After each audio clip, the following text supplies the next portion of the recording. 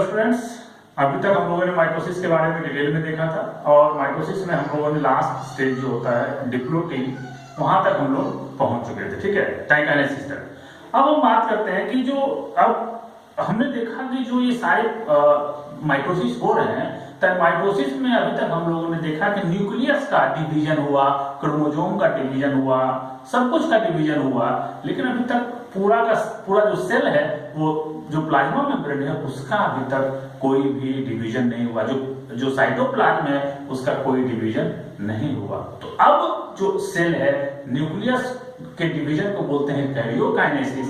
अब जो प्रोसेस होगा उसे बोलते हैं साइटोकाइनेसिस। इसका मतलब the division of cytoplasm is called cytokinesis, and after the cytokinesis cell is divided into two equal parts. So हमेशा याद रखिएगा कि जो माइटोसिस होता है, माइटोसिस में हमेशा क्या होता है, इक्वल सेल डिवीजन होता है। इन दोनों सेल की साइज जब डिवीजन होगी और बाद में जो डॉटर सेल्स बनेंगे, ये दोनों डॉटर सेल ऑलमोस्ट ये क्या होगा, इक्वल होगा। भले साइज में थोड़ा सा यहाँ बड़ा छोटा बन गया है, लेकिन ये क्या होगा, ये इक्वल बनेगा। समझे, ये क्या बनेगा, इक्वल बनेगा। ठीक है, तो अब बात हम करते हैं साइटोकाइनेसिस की। साइटोकाइनेसिस प्लांट में अलग तरीके से होता है और एनिमल्स में अलग तरीके से होता है। यही क्वेश्चन एम्स और नीट में भी आया हुआ है कि जो एनिमल्स में होता है वो कैसे होता है। तो एनिमल्स में जो होता है वो बाय फरोइंग। फरोइंग मतलब होता है कॉन्स्ट्रक्शन। ये फरोइंग क्या होता है, अंदर की तरफ, जिसको बोलते हैं क्या, सेंट्रीपीटल। हम लोग देखते हैं जब फिजिक्स में पढ़ते हैं कि जब कोई सेंटर पे घूमते हैं, कॉर्नर पे हम लोग क्या होता है, सेंटर की तरफ झुक जाते हैं। क्यों झुक जाते हैं? इसलिए झुक जाते हैं कि हम बाहर ना गिर जाएं। तो अंदर की तरफ एक फोर्स लगता है, जिसको बोलते हैं सेंट्रीपिटल फोर्स, और बाहर की तरफ जो हम लोग बाहर जो अगर नहीं झुकेंगे तो बाहर की तरफ गिर जाएंगे, उसको बोलते हैं क्या, सेंट्रीफ्यूगल फोर्स। तो अंदर की तरफ जो सेल, देखो ये दोनों सेल कॉन्स्ट्रिक्ट करना शुरू होता है और इसको क्या बोलते हैं, फरो। ये जो स्ट्रक्चर बना, इस स्ट्रक्चर को क्या बोलते हैं, फरो। तो फरो का फॉर्मेशन होता है और किधर होता है, सेंट्रीपीटल। सेंट्रीपीटल कॉन्स्ट्रिक्शन होता है टुवर्ड्स सेंटर की तरफ, और ये आपस में दोनों जुड़ जाते हैं और यही से डिवाइड होके एक सेल, ये दोनों एक cell divided into two daughter cells. Clear? तो ये अब जैसे ये जो सेंट्रीपीटल कॉन्स्ट्रिक्शन होता है कैसे शुरू होता है, जैसे ही पूरा का पूरा जो स्पिंडल फाइबर से ब्रेक डाउन होना शुरू होता है, क्योंकि जो क्रोमेटिड होते हैं वो पोल पे पहुंच जाते हैं, और पोल पे जैसे ही पहुंचते हैं तो जो स्पिंडल फाइबर्स बनते हैं क्रोमोसोम को ले जाने के लिए, क्रोमेटिड को ले जाने के लिए, वो टूटना शुरू कर देता है। और जैसे ही टूटना शुरू होगा, ये क्या होगा, क्योंकि बीच में रहता है, तो कंस्ट्रक्शन तभी होगा ना जब ये स्पिंडल फाइबर जो बीच में बना था वो खत्म होगा। तो जैसे स्पिंडल फाइबर ब्रेक होगा, ये तेजी से अंदर जाएगा और यहां से दो सेल मिलेगा और एक नीचे वाला सेल ऊपर से इक्वल पार्ट में क्या होगा, बढ़ जाएगा। इसमें सारा चीज इक्वल होगा, इसीलिए इसको बोला गया क्या, साइटोकाइनेसिस, माइटोसिस का साइटोकाइनेसिस। एनिमल के सेल में ऐसा ही होता है, और पहले क्या हुआ, कैरियोकाइनेसिस, उसके बाद क्या हुआ, साइटोकाइनेसिस। यानी generally karyokinesis is followed by cytokinesis होता है, यानी न्यूक्लियस का डिवीजन पहले होता है, फिर क्या होता है, साइटोकाइनेसिस का, यानी साइटोप्लाज्म का डिवीजन होता है। क्लियर? अब हम बात करते हैं प्लांट में। प्लांट में क्या होता है कि प्लांट में जो डिवीजन होता है, जब यानी न्यूक्लियस का डिवीजन वैसे ही होता है जैसे हुआ पहले एनिमल के केस में, वो बिल्कुल सेम बाय सेम। लेकिन साइटोकाइनेसिस में डिफरेंस आता है, ये फरो के द्वारा होता है, लेकिन इसमें सेल प्लेट फॉर्मेशन के थ्रू होता है।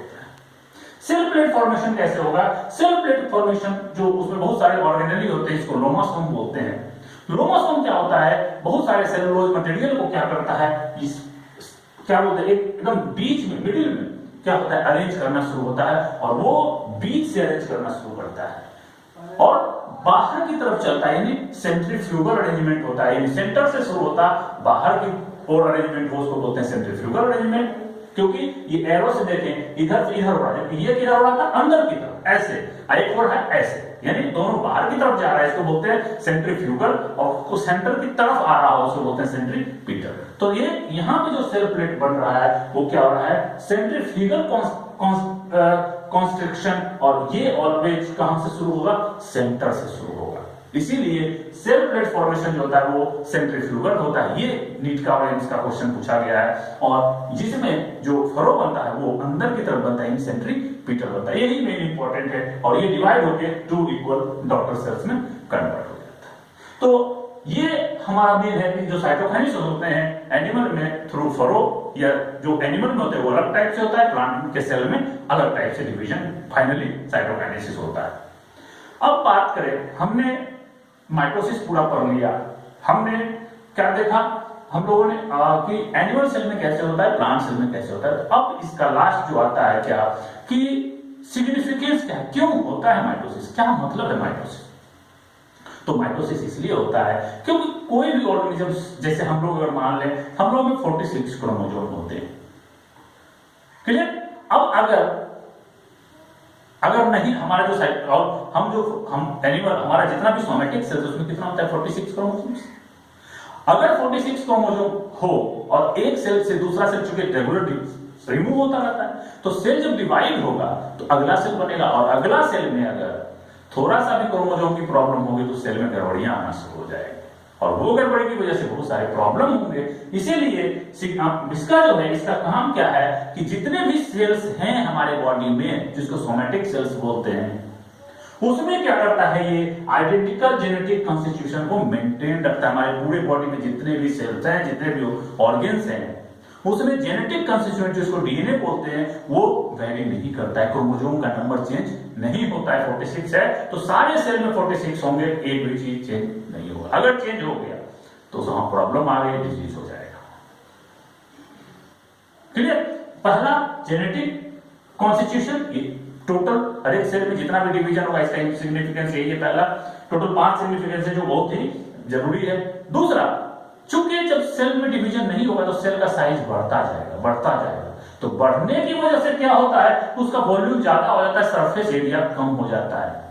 जितना साइज में बड़ा होगा उसका सरफेस एरिया ज्यादा, इसलिए उसको बोलते हैं कि वॉल्यूम जब बड़ा होगा तो सरफेस चूंकि बड़ा होता जाता है तो सरफेस एरिया, यानी कहने का मतलब सरफेस टू वॉल्यूम रेशियो क्या होता है, अल्टर कर जाता है, जबकि एक फिक्स साइज में सरफेस टू वॉल्यूम रेशियो चाहिए। तो माइटोसिस के थ्रू जैसे ही कोई सेल ज्यादा बड़ा हुआ, माइटोसिस के थ्रू 2 में डिवाइड कर गया और फिर से सरफेस वॉल्यूम रेशियो मेंटेन हो गया। इसका जो सरफेस टू वॉल्यूम रेशियो लगभग 1 होना चाहिए या 1 के आसपास होना चाहिए सरफेस टू वॉल्यूम रेशियो। अगर वो थोड़ा सा गड़बड़ी होगा तो वो सेल अपने आप डिवीजन में चला जाएगा कि नहीं भाई अब वॉल्यूम ज्यादा हो रहा है, इसको डिवाइड करके इक्वल कर दो, नहीं होगा तो सेल की डेथ हो जाएगी। दूसरा बात है, तीसरा ये न्यूक्लियोप्लाज्मिक रेशियो, यू कह सकते हैं न्यूक्लियस में जो न्यूक्लियोप्लाज्म होता है वो बड़ा ज्यादा ना हो जाए, ज्यादा हो जाएगा तो दिक्कत हो जाएगी। तो उसको क्या करता है, डिवाइड करके क्या करता है, इक्वल कर देता है। तो वो रेशियो को मेंटेन रखने के लिए माइटोसिस बहुत जरूरी है, यानी न्यूक्लियोप्लाज्मिक रेशियो को मेंटेन करता है। दूसरा जो माइटोसिस होता है, माइटोसिस के थ्रू हमारे जितने भी cells per day 10⁴ cells per day transfer होते रहते हैं हमारे बॉडी से, पर डे पूरे बॉडी में उतना सेल ब्रेक होता है। जैसे स्वेट ग्लैंड हुआ, सेबेसियस ग्लैंड हुआ, या बहुत सारे गोबलेट ग्लैंड हुआ, बहुत सारे ऐसे सेल्स हैं, कहीं घाव हो गया, कुछ हुआ, ऐसे भी हम रगड़ते भी हैं, बहुत सारे सेल्स हमारे बॉडी से झड़ते चले जाते हैं। तो उस सेल्स यानी 10⁴ सेल्स पर डे हमारे बॉडी से approximately 10,000 cells per day replace होते हैं हमारे बॉडी से। तो उसको अगर वो रिप्लेस हुआ तो माइटोसिस अगर होगा नहीं तो आएगा कहां से, तो उसको क्या करता है, रिपेयर, हमारे बॉडी को रिपेयर करता है। बहुत सारे आरबीसी भी, जिसे हमने क्या बताया था कि 120 डेज के बाद आरबीसी रिप्लेस हो जाता है, 120 डे के बाद आरबीसी जिंदा नहीं रहता है। तो अब ऐसा तो नहीं है ना कि सारा का सारा आरबीसी आज हुआ, सारा का सारा आरबीसी आज बंद हुआ, मैंने बनना शुरू हुआ और 120 दिन के बाद खत्म हो जाएगा, ऐसा नहीं होता है। एक्चुअली कुछ आरबीसी आज बना, कुछ कल बना, कुछ परसों बना, तो ये 120 दिन के बाद कोई फिर ये जो कल बना वो अगले 120 दिन के बाद, इस तरह से रेगुलर इंटरवल पे मरता रहता है। और माइटोसिस के थ्रू ये आरबीसी हमेशा क्या होता है, बनता रहता है। इसलिए हमारे बॉडी में कांस्टेंट आरबीसी का जो अमाउंट होगा या जो उसका जो नंबर होगा वो क्या होता है, ऑलमोस्ट वेरी नहीं करता है, ऑलमोस्ट फिक्स रहता है। अगर सब कुछ सही है तो कोई डिजीज अगर नहीं है तो आरबीसी का नंबर ऑलमोस्ट क्या होता है, कांस्टेंट होता है। तो यूं हम कह सकते हैं कि हमारे बॉडी में आरबीसी के अलावा और भी जो सेल्स हैं उसका जो नंबर है वो क्या करता है, फिक्स रहता है, यानी रिपेयर करने में ये माइटोसिस हेल्प करता है। और इसका लास्ट है opportunity for differentiation due to multicellular condition. Actually बहुत सारे सेल्स जो होते हैं अगर मिलेंगे, वो चूंकि हमने देखा होगा कि जब हम लोग ये देखते हैं जायगोट बनता है, दो गैमीट कंबाइन करता है, और जब जायगोट बनता है तो जायगोट में क्या होता है, डिवीजन होता है, और डिवीजन होते होते कौन डिवीजन होता है, माइटोटिक डिवीजन, और माइटोटिक डिवीजन होते होते होते हम लोग बड़े होते हैं, पता चला शुरू में हम लोग कुछ नहीं है, जायगोट है, और बड़े होकर क्या बन जाते हैं, अपना अपना स्ट्रक्चर लेके पैदा हो जाते हैं। तो ये इसी को क्या बोलते हैं, डिफरेंशिएशन। ये डिफरेंशिएशन माइटोसिस के थ्रू आ सकता है, मियोसिस के थ्रू नहीं आ सकता। यानी बाद में जो चेंजेस आते, चूंकि अभी कोई कुछ सेल्स हाथ बना दिया, कुछ सेल्स नाक बना दिया, तो इस तरह से जो अलग अलग है एक ही सेल शुरू में, और वही से अलग अलग पार्ट बना रहा है हमारे बॉडी का, this is called the differentiation, है ना। सेल का डिफरेंशिएशन होगा, कोई नर्व बना लिया, कोई कुछ बना लिया, कोई कुछ बना लिया, कोई लीवर बना दिया, कोई कुछ बना दिया, तो इसी को बोलते हैं क्या, डिफरेंशिएशन। तो क्या है, माइटोसिस के थ्रू हमारे बॉडी में बहुत सारे डिफरेंशिएशन होते हैं, जिसकी वजह से हम आगे बहुत अच्छे से सर्वाइव करते हैं। तो ये हमारा माइटोसिस का पूरा पार्ट खत्म हो गया। इसी में एक बहुत इंपॉर्टेंट पॉइंट है, जब याद करिएगा, थोड़ा सा ब्रेन को रिमाइंड कीजिए, पीछे की तरफ ले जाइए। जब हमने पढ़ाया था मेटाफेज, हालांकि प्रोफेज प्रोफेज में हमने बताया था, prophase is the longest phase, और उसमें मैंने बताया था कि जो स्पिंडल फाइबर्स होते हैं, वो स्पिंडल फाइबर कहां, पोल से आते हैं, तो वो स्पिंडल फाइबर अटैच जो होते हैं वो कहां होते हैं, सेंट्रोमियर। एक्चुअली वो सेंट्रोमियर पे अटैच नहीं होता है, सेंट्रोमियर के ऊपर एक पार्ट होता है, प्रोटीन का कवरिंग होता है, जैसे ये है, ये इसके ऊपर इस तरह से एक प्रोटीन का कवर होता है, जैसे मान लीजिए है, ये सेंट्रोमियर मान लेते हैं, इधर क्रोमोसोम है, इधर क्रोमोसोम है, इस सेंट्रोमियर ऐसे मान ले क्रोमोसोम को, तो ऐसे पड़ा रहेगा। अब ऐसे क्रोमोसोम, चलिए हम एक हाथ, अब ऐसे दूसरा हो, ये है, तो एक क्रोमोसोम इधर, एक आर्म इधर, एक आर्म इधर, ये अगर सेंट्रोमियर है, जिसके ऊपर इस तरह से प्रोटीन का एक कवरिंग होता है, इस कवरिंग को बोलते हैं काइनेटोकोर। ये अभी तक 10 बार नीट में पूछा जा चुका है। अगर आप शुरू करेंगे, जब से एग्जाम शुरू हुआ 10 से 15 बार, यानी 10 से 15 साल लगातार पूछा गया है। काइनेटोकोर जो स्पिंडल फाइबर्स होते हैं, वो स्पिंडल फाइबर्स कहां पे अटैच्ड होते हैं, जब दोनों क्रोमोसोम अलग होते हैं, या यूं कह सकता है कि स्पिंडल फाइबर जब क्रोमेटिड मूव करना शुरू होगा, या मेटाफेज में जो स्पिंडल फाइबर है वो कहां से अटैच्ड होता है, तो वो काइनेटोकोर से होता है, क्योंकि ये काइनेटोकोर है। Kinetochores are proteinaceous structure present on centromere. देखो ये सेंट्रोमियर है, इस सेंट्रोमियर के ऊपर में जस्ट क्या है, प्रोटीन का स्ट्रक्चर, इसे वो क्या बोलते हैं, काइनेटोकोर। क्लियर। एक और पॉइंट है एपीसी, इसको बोलते हैं एनाफेजिक प्रमोटिव कॉम्प्लेक्स फैक्टर। एक्चुअली इसका कोई मतलब नहीं है, जब इसका फंक्शन जो मेन है, ज्यादा इसका कोई डिटेल नहीं, बस एक ही फंक्शन है, जब एनाफेज में दोनों आर्म्स अपोजिट पोल की तरफ मूव करते हैं, मतलब कहने मतलब दोनों जो क्रोमेटिड है, एक क्रोमोसोम में 2 क्रोमेटिड हमने बताया था, जब दोनों क्रोमेटिड दोनों अपोजिट पोल की ओर मूव करने में यही एपीसी एनाफेजिक प्रमोटिव कॉम्प्लेक्स या फैक्टर क्या करता है, हेल्प करता है। यानी यूं कह सकते हैं कि एपीसी जो है वो क्रोमोसोम के सेग्रीगेशन के लिए, मूवमेंट के लिए, अलगाव के लिए रिस्पॉन्सिबल होता है। ठीक है, वो दोनों क्रोमेटिड जो जुड़ा हुआ है इसको सेपरेट करके एक उधर जाओ, एक इधर जाओ, उसके लिए यही फैक्टर रिस्पॉन्सिबल होता है। क्लियर हुआ। अब ये सारा ये पूरा प्रोफेज जो है, ये प्रोफेज से ये सारा चैप्टर, मतलब जो क्वेश्चन आएगा प्रोफेज से, या जो जहां जिस भी पार्ट से माइटोसिस का क्वेश्चन जहां से भी आएगा, इससे बाहर क्वेश्चन नहीं आएगा। हम अब क्या करते हैं, यहाँ पे कुछ इंपॉर्टेंट क्वेश्चन है जो नीट में आए हुए हैं, और जो बहुत इंपॉर्टेंट क्वेश्चन हैं वो क्वेश्चन को हम लोग डिस्कस कर लेते हैं, फिर उसके बाद हम लोग मियोसिस पे चलेंगे। तो कुछ क्वेश्चन इंपॉर्टेंट है, जैसे ये सब क्वेश्चन बहुत इंपॉर्टेंट है। पहला क्वेश्चन नीट का बात है, पहला क्वेश्चन बहुत आसान क्वेश्चन यहाँ से आता है, हर एक साल 3 से 4 क्वेश्चन यहाँ से फंसते हैं। चैप्टर बहुत छोटा है, लेकिन अगर आपने 3 क्वेश्चन बना लिया, इसका मतलब 12 नंबर आपको आसानी से आप नीट में ले सकते हैं। तो पहला क्वेश्चन की बात करें, ड्यूरिंग सेल ग्रोथ, जब सेल का ग्रोथ हो रहा है, डिवीजन की बात नहीं कर रहा है, during cell growth DNA synthesis takes place. तो इसका मतलब बात है कि ग्रोथ हो रहा है, इसका मतलब डिवीजन नहीं है, यानी एम फेज नहीं है, बात कर रहा है इंटरफेज।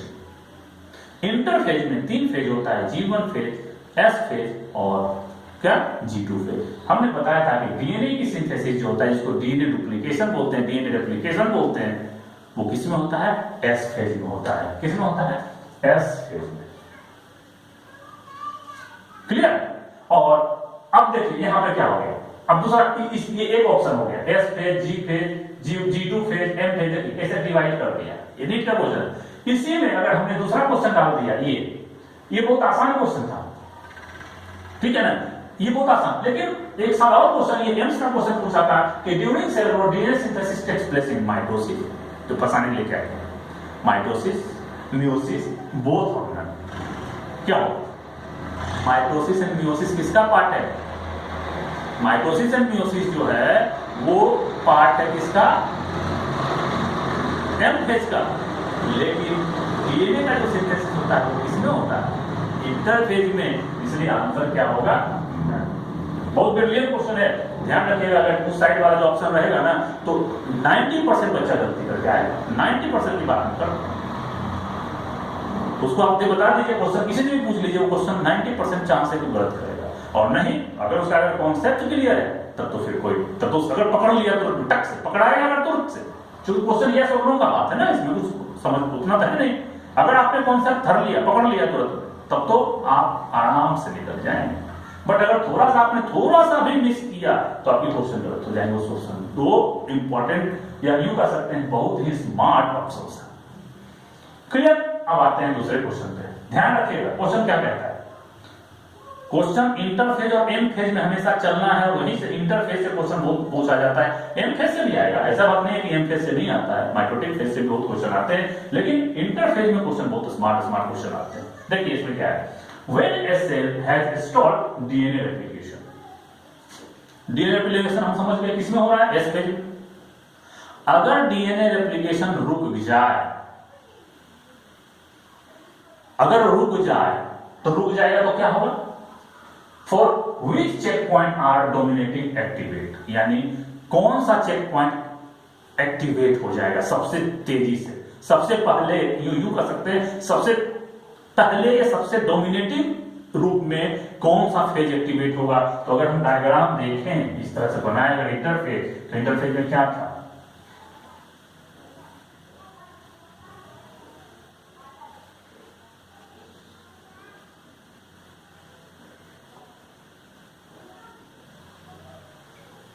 ये था G1, S और G2। ध्यान से देना। अब ये बोल रहा है कि डीएनए रेप्लिकेशन रुक गया, अगर रुक गया तो अब डीएनए रेप्लिकेशन रुक गया तो सेल डिवीजन नहीं हो, कहने का मतलब नहीं हुआ। तो अगर जब तक इसको क्रॉस नहीं करेगा तब तक, मैंने बताया था 99% चांस है, अगर एस फेज को क्रॉस कर दिया तो सेल का डिवीजन होना ही होना है। क्लियर? तो अब बोल रहा है कि अगर ये एस फेज में डीएनए का रेप्लिकेशन रुक गया तो कौन सा फेज डोमिनेट हो जाएगा, इसको क्या डिवीजन नहीं होना है। तो पहला क्या होगा? G2 एक्टिवेट होगा पहले, सबसे पहले क्या होगा? G2 एक्टिवेट होगा। समझ रहे हैं? सबसे पहले क्या होगा? G2 एक्टिवेट होगा, और दूसरा क्या होगा? ये जो M फेज है वो एक्टिवेट होगा, ये M फेज, यानी पहला G2 और दूसरा M। यानी बेस्ट आंसर जो होगा वो क्या होगा? अच्छा, तो ये ऑप्शन देखते हैं, ये ऑप्शन देखो, G2 भी होगा, G2M, ये तो होगा नहीं, G2 भी होगा, M होगा, और M भी होगा, M ही होगा। इसका मतलब ये जो बेस्ट आंसर होगा वो D होगा। G2M तो होगा ही, G2 और M। G2 की वजह से ये नहीं होगा क्योंकि जो एंजाइम्स बनने हैं, जो आरएनए बनने हैं, जो और भी पार्ट प्रोटीन का बनना है वो यहां बनता है, इसकी वजह से ये रुकेगा। और अगर ये रुका तो अब मान लीजिए ये कुछ गड़बड़ियां हो गई और नहीं रुका तो क्या होगा? ये यहां आके रुक जाएगा। यानी बेस्ट आंसर होगा बोथ G2, M और M। क्लियर? तो ये बहुत स्मार्ट, ये इस डायग्राम से आप इसको ध्यान रखिएगा, इस डायग्राम के बेसिस पे आप क्वेश्चन इसको पिक कर सकते हैं। इसी तरह से कहीं भी समझ में ना आए, इस तरह का क्वेश्चन अगर आए तो फटाक से डायग्राम खींचिए और इंटरफेज और एम फेज में डिवाइड कर दीजिए इधर से, और आराम से उसको देखिए कि किसमें क्या हो रहा है। तो इससे क्या होगा? क्वेश्चन आपका, अब प्रैक्टिस अगर आप करेंगे तो क्वेश्चन आपसे फंसेगा नहीं। अब देखिए ये क्वेश्चन थोड़ा सा ब्रिलियंट क्वेश्चन है, ये अच्छा क्वेश्चन है। अब क्या हुआ, during mitosis endoplasmic reticulum and nucleolus disappears इन। कब डिसअपियर्स होता है? न्यूक्लियस कहां रहता है, न्यूक्लियस कहां रहता है?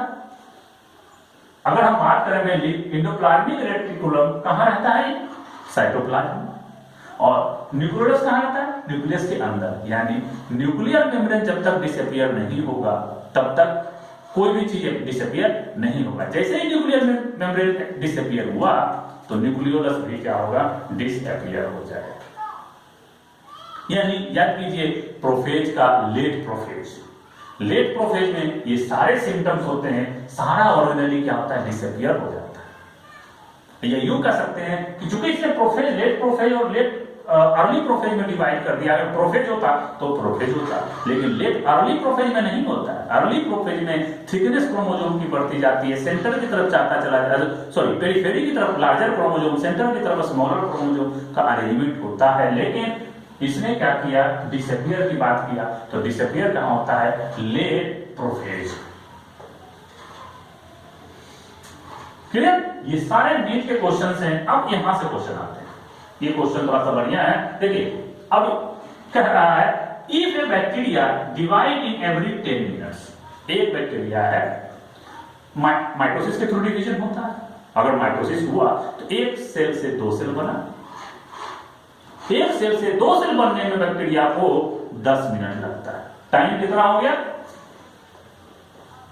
Divide time dt 10 minute. Okay, अब देखते हैं then how many times will be required to fill the cup from 1/8 part. यानी ये एक कप है जिसका 1/8 पार्ट भरा हुआ है,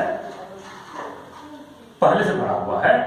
हमारे पास डेटा है ये कि उसका डिवीजन टाइम है वो 10 मिनट्स का है, और अब ये पूरा कप भरने में जो पूरा ये 1/8, फिर ये हो गया हाफ, यानी 1/8, 1/4, 1/2 और ये ऊपर हाफ। तो ये पूरा भरने में कितना टाइम लगेगा? तो अब ये 1/8 है तो बहुत सारे सेल होंगे, ऐसा तो है नहीं कि इसे एक सेल डिवाइड करेगा। तो अगर 10 मिनट में ये डिवाइड, अगर ये 1/8 पार्ट भरा हुआ है, कब कैसे बनाते हैं, तो 1/8 भरा हुआ है तो अगला 1/8 भरने में कितना टाइम लगेगा, 10 मिनट। बात समझ में आ रहा है ना? देखिए 1/8 पार्ट है, अब हम इसको क्या करेंगे, 1/4 वाले भरेंगे। तो 1/4 भरने में कितना टाइम लगेगा, 10 मिनट। 1/4 भर गया। देखिए 1/8 से चले, 1/8 से क्या होगा, 1/4 होगा। इसमें कितना लगा, 10 मिनट। अब ये 1/4 क्या हुआ, 10 मिनट में भर गया। 1/4 भर गया 10 मिनट। अब अगले 10 मिनट में क्या होगा, 1/4 पार्ट भरेगा, क्योंकि सारा क्यूब डिवाइड करेगा, क्योंकि ये जो भरा है ये भी डिवाइड करेगा और ये वाला भी डिवाइड करेगा। तो अब अगला हाफ भरने में कब कितना लगेगा, 10 मिनट। समझ में आ रहा है? ये 1/8 था, एक बार डिवाइड किया तो 1/4 भर गया। अब 1/4 तो पूरा डिवाइड करेगा ना, ऐसा तो नहीं 1/8 से डिवाइड करेगा, सारा का सारा सेल डिवाइड करेगा। तो ये 1/4 होगा। अब ये 1/4 जब उस पूरे कप में आधा भरेगा तो कितना टाइम लगेगा, 10 मिनट। अब ये पूरा फुल भरने में क्या होगा, अगला 10 मिनट और लगेगा। इस तरह से टोटल जो मिनट होगा वो 10, 10, 10 यानी टोटल 30 मिनट। इसका आंसर जो होगा वो 30 मिनट्स होगा।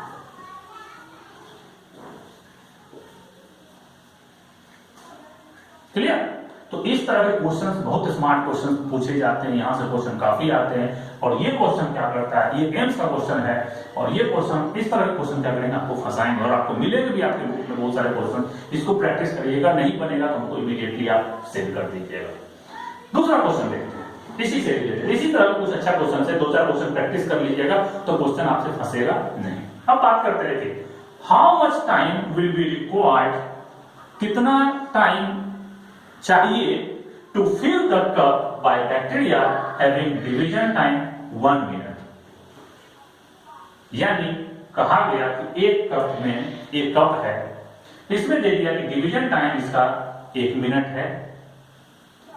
अब बोल रहा है कि अगर 56 मिनट में 1/4 बार भरता है, यानी किसी भी कप को भरने में 56 मिनट लगता है, यानी 1/4 पार्ट भरने में 56 मिनट लगता है, 56 मिनट। तो इस पूरे कप को भरने में, यानी ये जो पूरा कप है, इस पूरा कप को भरने में कितना टाइम लगेगा, या पूरा ग्लास को, ये पूरा टेस्ट ट्यूब को भरने में उसको कितना टाइम लगेगा। क्लियर, समझ में आया क्या मैं कहना चाह रहा हूं? क्वेश्चन ये है कि ये एक बैक्टीरिया है जिसका डिवीजन टाइम 1 मिनट है। डिवीजन टाइम मतलब कि बैक्टीरिया 1 मिनट में डिवाइड कर लेगा, 2 बना लेगा, ये क्वेश्चन है। अगर इस पूरा, ये पूरा कप है, 1/4 इसको भरने में 56 मिनट लगता है। कितना लगता है? 56 मिनट। तो इस पूरे कप को भरने में कितना लगेगा? बहुत स्मार्ट क्वेश्चन है, जरूर बनाइएगा। इसमें क्या है, देखिए 1/4 है तो 1 मिनट के बाद सारा का सारा डिवाइड कर लेगा, यानी 1 मिनट के बाद ये क्या होगा, 1/2 हो जाएगा, आधा भर गया। और फिर अगले 1 मिनट में क्या होगा, ये पूरा का पूरा भर जाएगा, फुल हो जाएगा। क्योंकि 1 मिनट में क्या डिवीजन टाइम, सारा बैक्टीरिया डिवाइड करना शुरू करेगा। 56 मत जोड़िएगा, वो क्वेश्चन गलत हो जाएगा।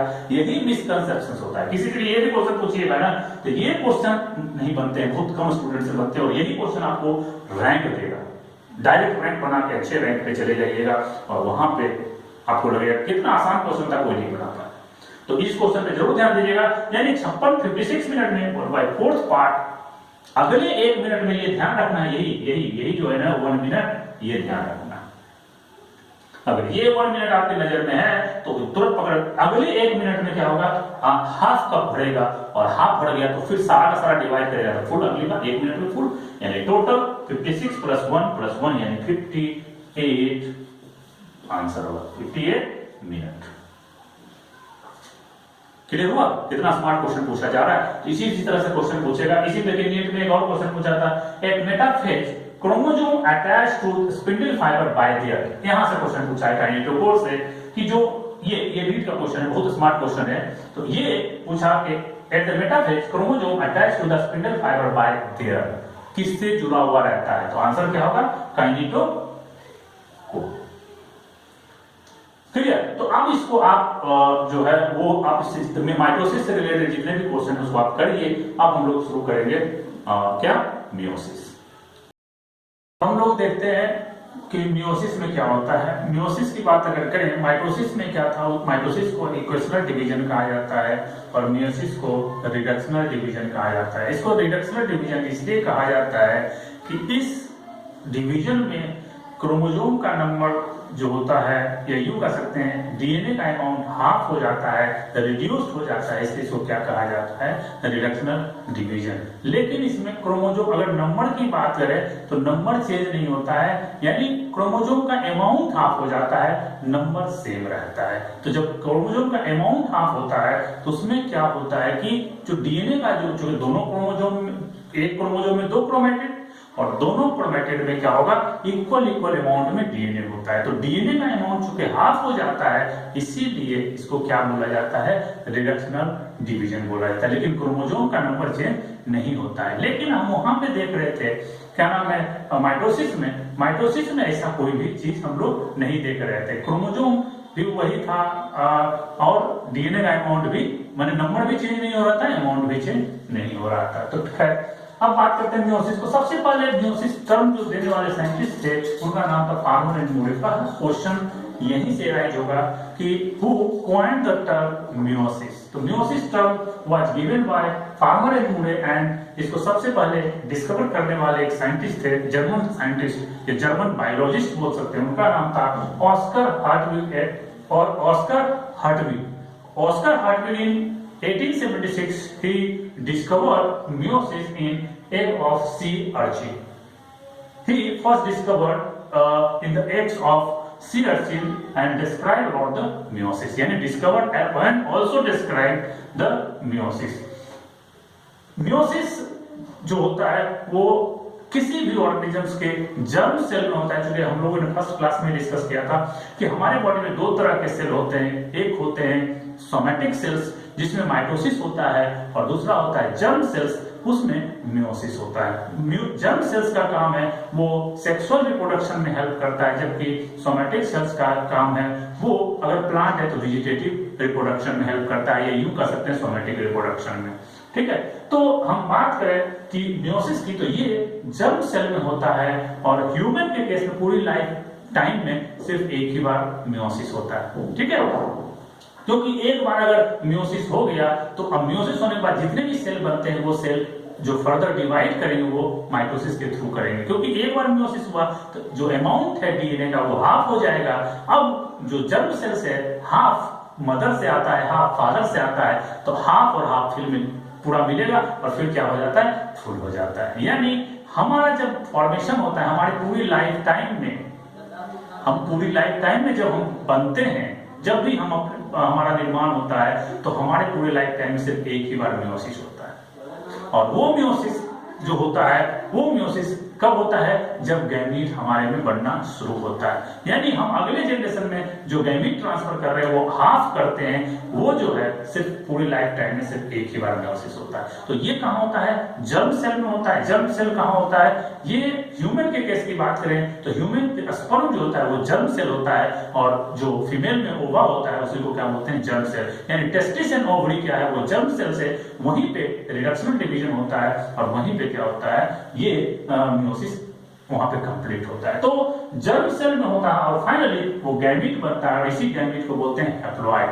हमारा जो सोमैटिक सेल होता है वो डिप्लॉइड होता है, 2n होता है, यानी 23, 46 क्रोमोसोम होते हैं, लेकिन इसमें जो होगा ये गैमीट जो होते हैं वो हैप्लॉइड होते हैं, n बोलते हैं इसको। और n 23 क्रोमोसोम्स मदर से आएगा, 23 फादर से, और ये टोटल मिलाकर हो जाएगा 46 और हम बन जाएंगे। अगर इसमें एक भी गड़बड़ी हो गई आने में क्रोमोसोम का नंबर तो उसमें एबनॉर्मलिटी आ जाती है, उसमें डिजीज अपीयर होता है, जिसको हम लोग 12th में स्टडी करते हैं, किसमें, जेनेटिक्स में। तो उसमें बहुत सारे हम वहां हम लोग स्टडी करेंगे, तो अभी वहां वो नहीं जानना, अभी हमें ये करना है कि मियोसिस क्या होता है उसके बारे में डिस्कस करना है। इसी मियोसिस को रिडक्शनल डिवीजन बोलते हैं, इसलिए क्योंकि amount of DNA becomes half पर सेल, यानी जितना भी सेल बनेगा ओरिजिनल सेल से, यानी जो सोमैटिक सेल से, उससे के कंपैरिजन में इसमें जो डीएनए का अमाउंट होगा वो हाफ हो जाता है, इसीलिए इसको क्या बोला जाता है, रिडक्शनल डिवीजन। ये जो होता है वो सेक्सुअली रिप्रोड्यूसिंग ऑर्गेनिज्म में मियोसिस अकर होता है, जो सेक्सुअली रिप्रोड्यूस नहीं करते हैं वहां पे मियोसिस अकर नहीं करता है। बहुत इंपॉर्टेंट क्वेश्चन है कि जो मियोसिस होगा वो कहां होगा, तो वैसा ऑर्गेनिज्म जो सेक्सुअली रिप्रोड्यूस कर सके उसको क्या, उसमें क्या होगा, मियोसिस होगा। और उसके बाद यानी सेक्सुअली रिप्रोड्यूस यानी द ऑफस्प्रिंग, या यूं कह सकते हैं the individual produced by sexual reproduction is called offspring. यानी ऑफस्प्रिंग टर्म हम तभी यूज करेंगे जब सेक्सुअल रिप्रोडक्शन के थ्रू कोई भी ऑर्गेनिजम्स बना। मान ले सपोज कीजिए हमने क्या किया, ये उंगली टूटा और एक नया चीज बन गया, तो उसको हम लोग क्या बोलेंगे, ऑफस्प्रिंग नहीं बोलेंगे, उसको प्रोजीनी बोलेंगे। लेकिन अगर सेक्सुअली रिप्रोड्यूसिंग ऑर्गेनिजम्स के थ्रू यानी सेक्सुअल रिप्रोडक्शन के थ्रू जो ऑर्गेनिजम्स नया बना होगा उसको हम लोग क्या बोलते हैं, ऑफस्प्रिंग। ये भी हम लोग जेनेटिक्स में डिटेल में देखेंगे। करेक्ट, ये फिर वही बात आ गई जो मियोसिस माइटोसिस, ये G2 जैसे ही खत्म होता है वहां पे ये शुरू होता है, यानी at the end of G2 phase ये क्या होता है, शुरू होता है। क्योंकि जैसे माइटोसिस हो रहा था वैसे ही मियोसिस यहाँ पे G2 के बाद शुरू होगा। हम बात करते हैं टाइप। इसमें मियोसिस को दो पार्ट में डिवाइड किया गया है, दो फेज में ये होता है, meiosis 1 and meiosis second. Meiosis second जो है वो जैसे हम लोग माइटोसिस के बारे में स्टडी किए हैं, सेम बाय सेम वही होता है जो माइटोसिस में होता है, वही यहाँ पे मियोसिस सेकेंड में होता है। तो इसमें इस पार्ट में मियोसिस में जो मेन चीज है वो है मियोसिस फर्स्ट। मियोसिस फर्स्ट को अच्छे से डिटेल में देखना है और यहाँ से क्वेश्चन बहुत ज्यादा फंसता है। ठीक है, अब बात करते हैं मियोसिस फर्स्ट की। मियोसिस फर्स्ट की अगर हम बात करें तो मियोसिस फर्स्ट में टोटल 5 स्टेज होता है और वो 5 स्टेज में क्या होता है, बहुत सारी बातें होती है और बहुत सारी बातें होने के बाद क्या होता है, मियोसिस फर्स्ट कंप्लीट होता है। तो मियोसिस फर्स्ट का पहला जो स्टेप है, इसको टोटल 5 स्टेप में बांटा गया है। तो पहला स्टेप है, पहला स्टेज है, इसको बोलते हैं लेप्टोटीन या लेप्टोनीमा। लेप्टोनीमा इसलिए बोलते हैं क्योंकि जो नीमा टर्म आता है वो थ्रेड को बोलते हैं। तो चूंकि इस स्टेज में जो क्रोमोसोम्स होते हैं वो थ्रेड लाइक होते हैं, इसीलिए इसका नाम दिया गया लेप्टोनीमा या लेप्टोटीन। क्लियर? अब बात करते हैं, देखिए इसका स्ट्रक्चर पहले कैसा था, ये इस स्टेज में लेप्टोटीन में क्या होता है कि जो क्रोमोसोम जो थ्रेड लाइक स्ट्रक्चर है धीरे धीरे कंडेंस होना शुरू हो जाता है और लॉन्ग थ्रेड में ये कन्वर्ट हो जाता है। इस तरह से लॉन्ग थ्रेड में कन्वर्ट हो जाएगा और ये जो क्रोमोसोम्स है वो क्या करेगा, धीरे धीरे मूव करता हुआ कहां चला जाएगा, न्यूक्लियर मेम्ब्रेन की तरफ, और न्यूक्लियर मेम्ब्रेन से क्या होगा, ये अटैच हो जाएगा। न्यूक्लियर मेम्ब्रेन कहीं जहां कहां नहीं होगा, न्यूक्लियर मेम्ब्रेन के उसी पॉइंट पे अटैच होगा जहां पे क्या होगा, अटैचमेंट प्लेट होगा। यानी attachment plate is the point where chromosome attach with the nuclear membrane. यानी अटैचमेंट पॉइंट कहां होता है, अटैचमेंट प्लेट कहां होता है, क्रोमोसोम यानी न्यूक्लियस के मेम्ब्रेन पे होता है। तो ये क्रोमोसोम मूव करता हुआ कहां आएगा, तो कंडेंस हुआ, कंडेंस होने के बाद थिक होगा, थिक होने के बाद लॉन्ग होगा और वो जाके कहां होगा, न्यूक्लियर मेम्ब्रेन के अटैचमेंट प्लेट पे अटैच हो जाएगा। ये काम होगा। अब बात हम करें इसमें जो सिस्टर क्रोमेटिड है, जो क्रोमोसोम है, एक क्रोमोसोम में दो क्रोमेटिड है, वो क्रोमेटिड क्या होगा, आपस में क्लोज आना शुरू हो जाएगा। तो इस तरह से देखिए ये, इसको हम लोग क्या क्या बोलते हैं, कैसे सिस्टर एंड नॉन सिस्टर किसको बोलते हैं, सिस्टर एंड नॉन सिस्टर की बात करें, देखिए एक क्रोमोसोम में क्या होता है, दो क्रोमेटिड, ये दो क्रोमोसोम हम लोगों ने लिया है एग्जांपल में। तो अगर ये क्रोमोसोम है तो 1 और 2 आर क्या है, सिस्टर क्रोमेटिड। यानी अगर क्रोमेटिड एक ही क्रोमोसोम का पार्ट हो तो उसको बोलते हैं सिस्टर, और अगर दो क्रोमोसोम का हम क्रोमेटिड को कंसीडर करें, इसमें ये क्रोमोसोम का दो क्रोमेटिड, एक क्रोमोसोम का दो क्रोमेटिड, तो 1 और 2 इज सिस्टर, 3 और 4 इज सिस्टर, बट 2 और 3 इज नॉन सिस्टर, 1 और 4 इज नॉन सिस्टर। यानी क्रोमोसोम अगर अलग है और इसके क्रोमेटिड की बात करेंगे तो इसको बोलेंगे नॉन सिस्टर, और सेम क्रोमोसोम का बात अगर करेंगे तो इसके दोनों क्रोमेटिड क्या होते हैं, सिस्टर क्रोमेटिड होते हैं। Sister and non sister clear हो गया। तो अब बात करें तो इस स्टेज में क्या होता है, लेप्टोटीन में इतना कंडेंस हो जाता है कि दोनों जो क्रोमेटिड है वो एक जैसा दिखने लगेगा, रोड लाइक दिखने लगेगा। तो इसमें क्या होता है कि जो क्रोमेटिड है वो सिंगल थिक स्ट्रक्चर दिखने लगता है, सिंगल स्ट्रक्चर ये इसमें दिखना शुरू हुआ। तो ये सारे पॉइंट्स क्या हैं, लेप्टोटीन के। दूसरा स्टेज आता है इसमें, अच्छा इसमें लेप्टोटीन में एक और पॉइंट है, लेप्टोटीन में देखिए अगर ये हुआ, दूसरी बात क्रोमोसोम जो है अटैचमेंट प्लेट पे, अगर एक ही पॉइंट पे सारा का सारा क्रोमोसोम, ऐसे बहुत सारे प्लेट होते हैं, अगर एक ही प्लेट पे आके सारा का सारा क्रोमोसोम होगा तो एक जगह अटैच होगा, ऊपर में क्या होगा, फ्री हो जाएगा। तो कैसा लगेगा, बकेट कैसा लगेगा, बुके। फ्लावर देखते हैं ना, फ्लावर एक जगह बंधा हुआ रहता है, ऊपर से क्या होता है, सब फैला हुआ रहता है, तो क्या हो गया, बुके। इसीलिए इसका नाम दिया गया बकेट फॉर्म या बकेट स्टेज। तो यहां से क्वेश्चन कई बार पूछा गया कि 2019 के नीट में ये क्वेश्चन आया था कि बकेट स्टेज किस फॉर्म में होता है, वो होता है लेप्टोटीन। क्लियर हो गया। अब बात करते हैं दूसरा स्टेज जो होता है वो जाइगोटीन का होता है। जाइगोटीन या इसी को बोलते हैं जाइगोनीमा, सेम बात है। इसमें जो ये बहुत इंपॉर्टेंट है, यहाँ पे बहुत सारे क्वेश्चन राइज होते हैं जाइगोटीन से। जाइगोटीन में क्या होता है कि देखो ये इस तरह के स्ट्रक्चर बनने शुरू होते हैं। ये जो क्रोमोसोम्स है जो एक पेरेंट से आया है, अलग अलग पेरेंट से, एक मदर से एक फादर से, यानी ये दोनों पेरेंट से जो क्रोमोसोम आया है उस क्रोमोसोम को बोलते हैं होमोलोगस क्रोमोसोम्स। वो क्रोमोसोम्स यानी अगर क्रोमोसोम नंबर 1, अब से हम लोग की बात करें तब क्या आधा क्रोमोसोम मदर से आता है, आधा क्रोमोसोम फादर से।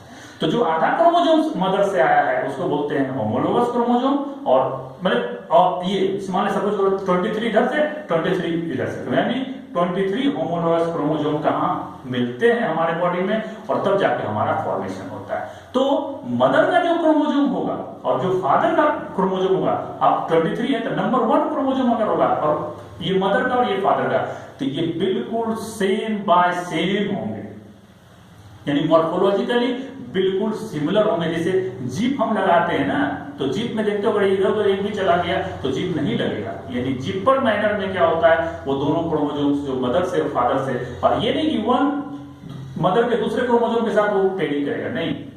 अब क्या होगा, मदर का 1 क्रोमोसोम, फादर का 1 क्रोमोसोम, दोनों आपस में क्लोज आना शुरू होगा और ये एकदम सेम बाय सेम आएगा जैसे जीप आता है। जो पैंट का जीप होता है उसी टाइप से अरेंज होता है, और ये जब क्लोज आना शुरू होता है तो इस में 2 क्रोमोसोम्स आके आपस में जुड़ रहे हैं, इसीलिए इसको क्या बोलते हैं, बाइवैलेंट या बाइवैलेंट पेयरिंग। और ये जैसे ही बाइवैलेंट पेयरिंग करेगा, इस पेयरिंग को बोलते हैं क्या? साइनेप्सिस। पहला क्वेश्चन ये पूछेगा कि साइनेप्सिस किस स्टेज में होता है? Leptotene, zygotene, pachytene? नाम आंसर क्या होगा? जाइगोटीन। इसी को साइनेप्सिस का दूसरा टर्म नाम दिया गया है जाइगोटीन पेयरिंग, जो कि जाइगोटीन में होता है, इसलिए जाइगोटीन। जो नाम ये देगा तो पकड़ लीजिएगा तुरंत में, इसीलिए इसका नाम दिया गया साइनेप्सिस। और साइनेप्सिस तब होता है जब दो होमोलगस क्रोमोसोम्स आपस में पास आना शुरू करते हैं, यानी पेयरिंग करना शुरू करते हैं। और ये पेयरिंग की वजह से क्या होता है? ये साइनेप्सिस इसको बोलते हैं। पेयरिंग ही साइनेप्सिस कहलाता है। साइनेप्सिस समझ में आ गया? बाइवैलेंट समझ में आ गया? इस बाइवैलेंट को या साइनेप्सिस को बनाने में ये जो क्रोमोसोम्स आपस में क्लोज आते हैं, इसको क्लोज करने में बीच में बहुत सारे कॉम्प्लेक्स फैक्टर, जिसको प्रोटीन फैक्टर्स बोलते हैं, वो फैक्टर रिस्पॉन्सिबल होते हैं, उसको बोलते हैं सिनेप्टोनीमल कॉम्प्लेक्स। और ये क्या करता है? साइनेप्सिस को या जाइगोटीन पेयरिंग को ये यूं कह सकते हैं, क्रोमोसोमल पेयरिंग के लिए क्या होता है? ये रिस्पॉन्सिबल होता है। क्लियर हुआ?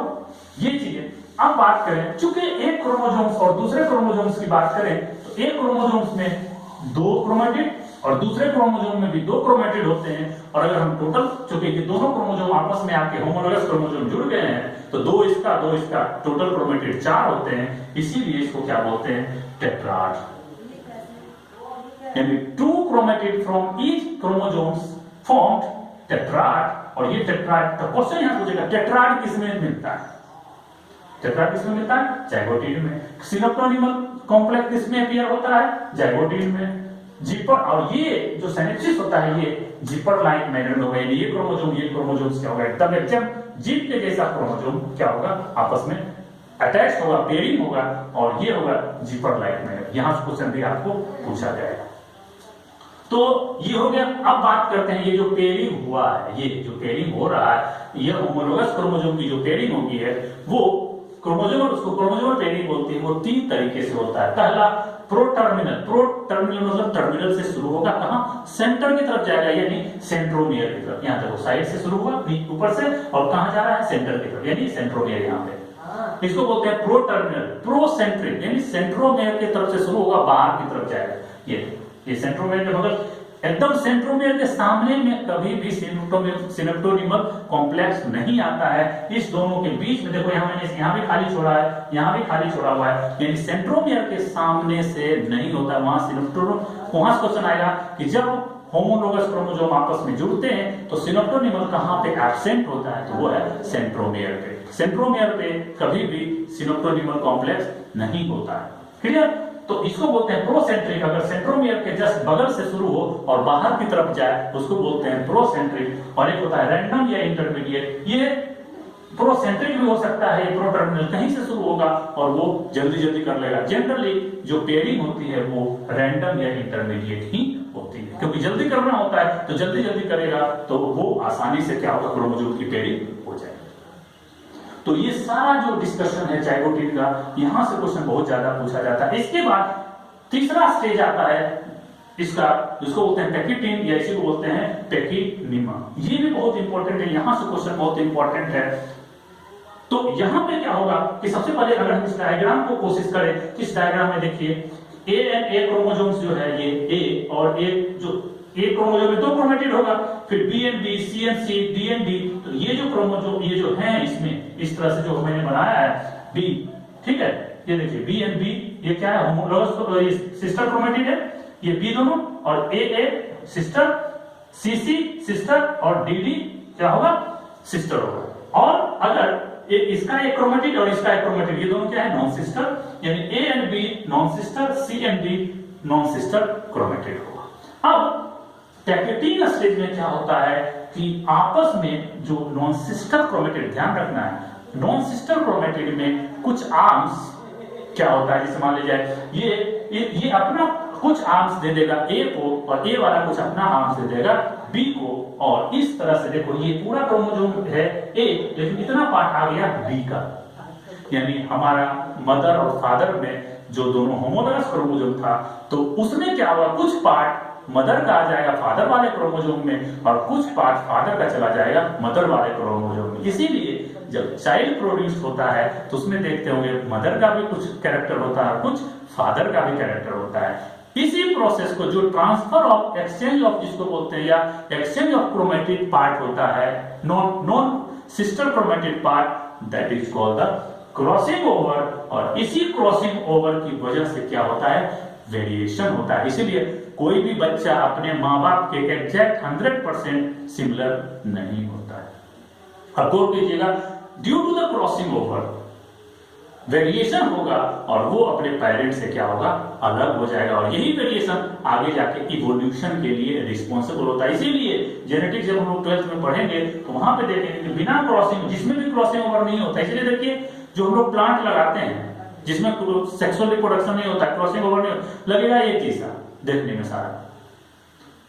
लेकिन हम लोग ह्यूमन बीइंग में देखिए इतनी चीजें हैं, इतना छोटा पार्ट, अगर एक क्रोमोसोम इधर से उधर हो गया, एक डीएनए इधर से उधर हो गया जीन, तो उसको हम लोग क्या, वहां पे वेरिएशन होगा इस क्रॉसिंग ओवर की वजह से, और क्या होगा, वो अलग देखने लगेगा अपने पेरेंट्स से।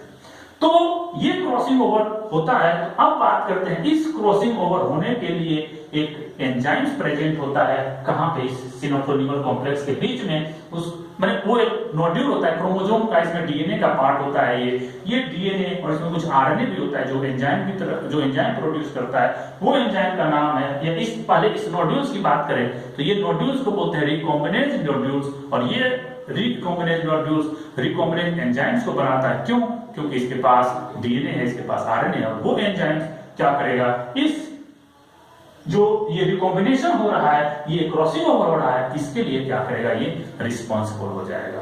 तो अब क्रॉसिंग ओवर का ही दूसरा टर्म क्या बोलते हैं, रिकॉम्बिनेशन। यानी फिर से ये कटेगा, ये यहां से जो कट रहा है आपस में, क्रॉसिंग ओवर हुआ, यानी एक्चुअली जैसे ही क्रॉसिंग ओवर होगा और क्रॉसिंग ओवर होने के बाद क्या होगा, जो नॉन सिस्टर क्रोमेटिड है वो एक्सचेंज होगा। इस एक्सचेंज को क्या बोलते हैं, रिकॉम्बिनेशन। तो अलग अलग चूंकि पेरेंट वाला, फादर वाला में मदर का पार्ट आ गया, मदर वाला में फादर का पार्ट चला गया, तो इस प्रोसेस को बोलते हैं रिकॉम्बिनेशन। ये रिकॉम्बिनेज एंजाइम भी 2019 के नीट में क्वेश्चन में पूछा गया था, तो यहां से क्वेश्चन आया था। तो रिकॉम्बिनेज एंजाइम भी वेरी इंपॉर्टेंट, एम्स में भी ये क्वेश्चन पूछा गया है रिकॉम्बिनेज एंजाइम के बारे में। तो ये क्या करता है, रिकॉम्बिनेशन के लिए रिस्पॉन्सिबल होता है। तो ये रिकॉम्बिनेज एंजाइम कहां काम करता है, पैकेटिन में। क्रॉसिंग ओवर कहां होता है, पैकेटिन में। क्रॉसिंग ओवर से बहुत सारे क्वेश्चन आपको पूछे जाएंगे। तो क्रॉस, ये जो पैकेटिन है, इस पे बहुत ज्यादा आपको ध्यान देना पड़ेगा। ओके।